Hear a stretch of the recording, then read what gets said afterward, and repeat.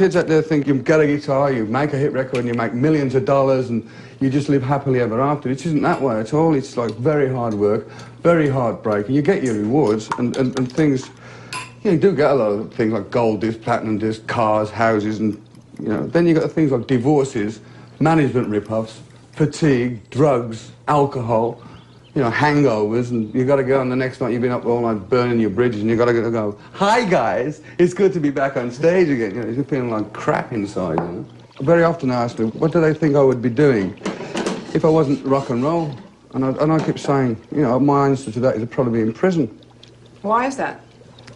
Because I didn't want to get a regular job. I couldn't conform to any system. I didn't want to get a job I had several jobs in factories and different jobs.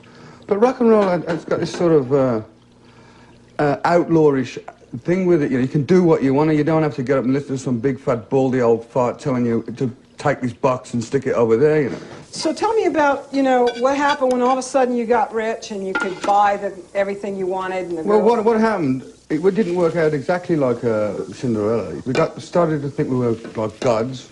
All went out and bought fast cars and everything. But we had a manager. And because we came from the back streets of Birmingham, we didn't have much of a business education. We let him con us, as it was. We got ripped off for lots of money in the early days, but we didn't care. We were seeing America, we were having fun, screwing as many groupies as we could, smoking as much dope, getting just out of it in general, and basically having a good time.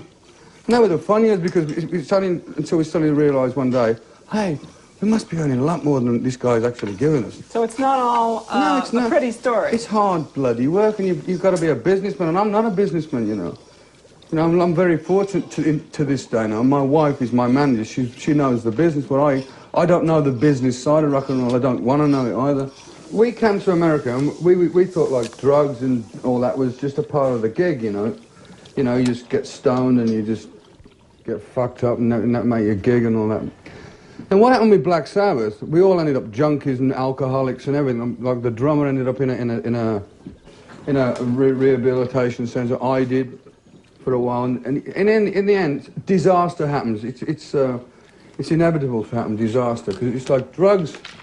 They were okay at the time, but we outgrew them. We just, we took LSD, we took cocaine, we took vast amounts of marijuana.